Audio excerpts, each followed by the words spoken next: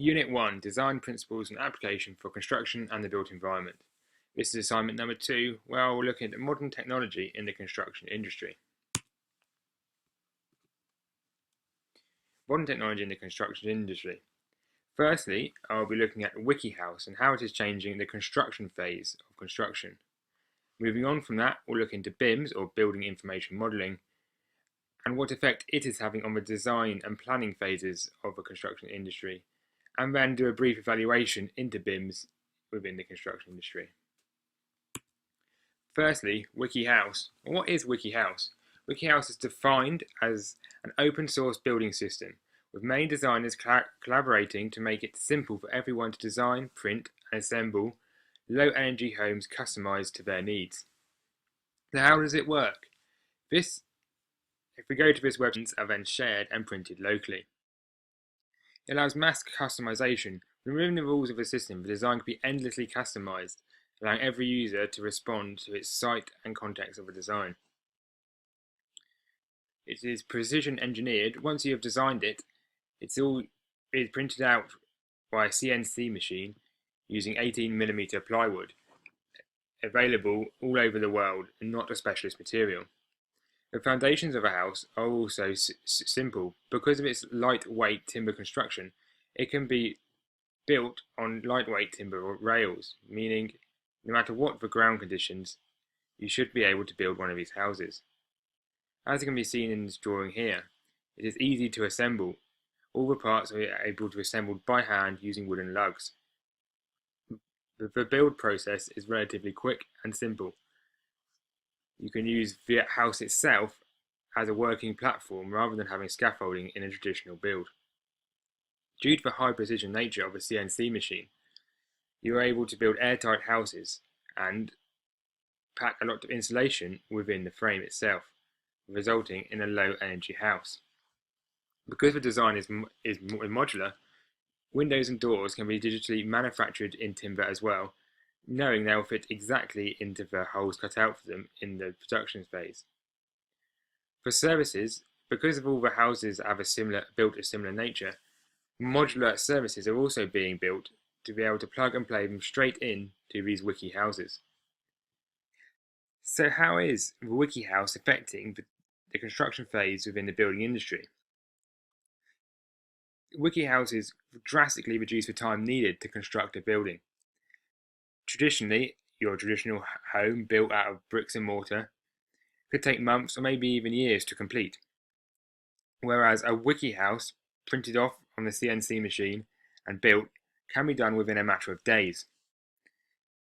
As well as time, it's also at a greatly reduced cost, as there is no need for skilled labour and specialist materials.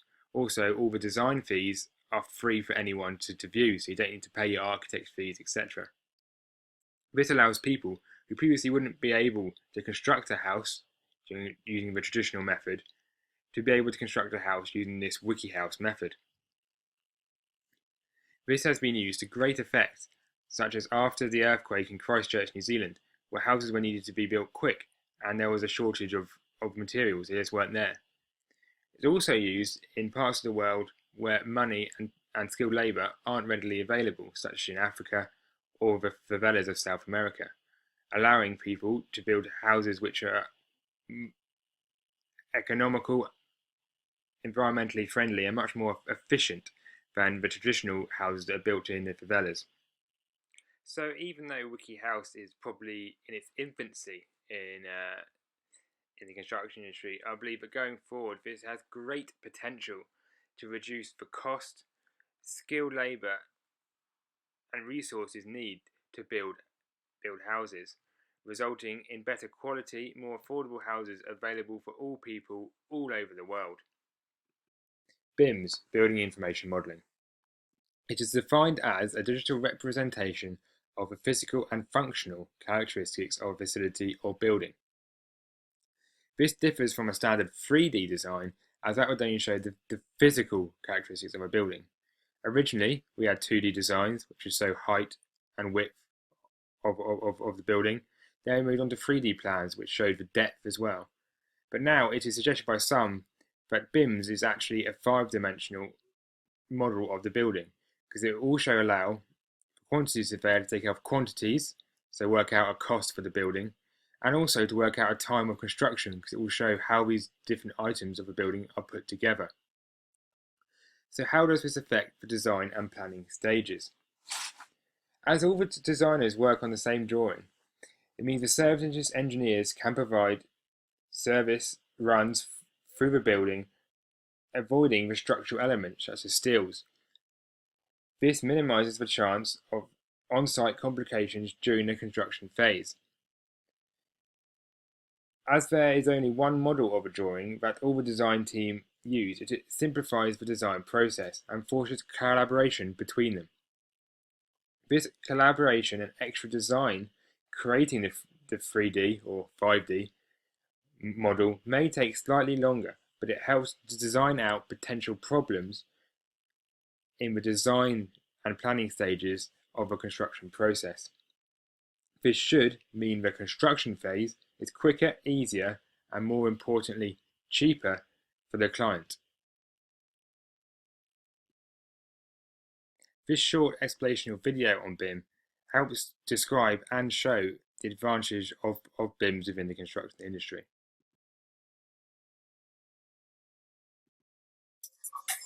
As part of our ongoing commitment to providing the highest level of engineering services, PCI is now harnessing the power of BIM, a revolutionary building design and construction technology.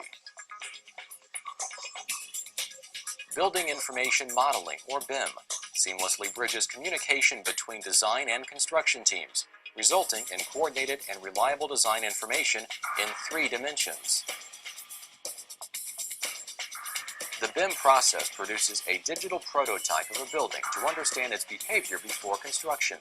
This approach increases design productivity and quality for the same cost as the traditional 2D approach and results in construction cost savings for our clients. BIM offers significant advantages throughout every stage of a building's life cycle. Design issues can be addressed and modified earlier in the process, saving time and reducing costs. Virtual walkthroughs predict building performance.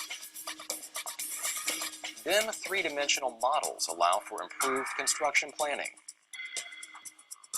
Design accuracy allows for more shop fabrication, which saves time, improves quality, and reduces costs. After construction, facility managers have quick access to detailed information about their building, supporting its long-term operation and maintenance.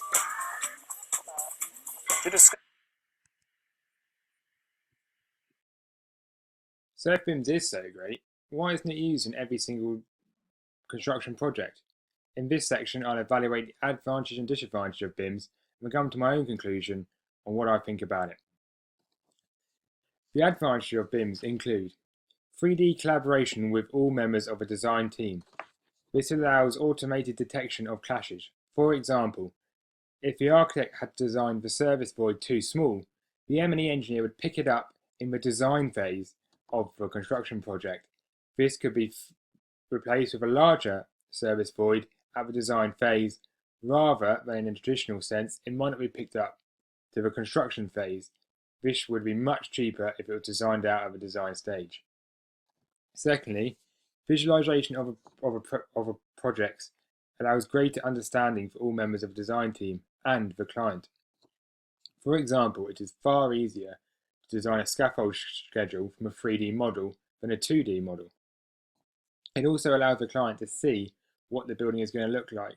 And as clients aren't usually design professionals, it is quite common that they struggle to read the 2D plans. Thirdly, it is faster to incorporate change into a 3D or Revit CAD layout, as there is no need to update lots of drawings. I'm sure we've all seen the tens, sometimes hundreds of drawings that come on a traditional construction project. In BIMs, there'll only be one 3D model, so you only need to update that one model. Finally, the 5D potential introduces cost elements into the model.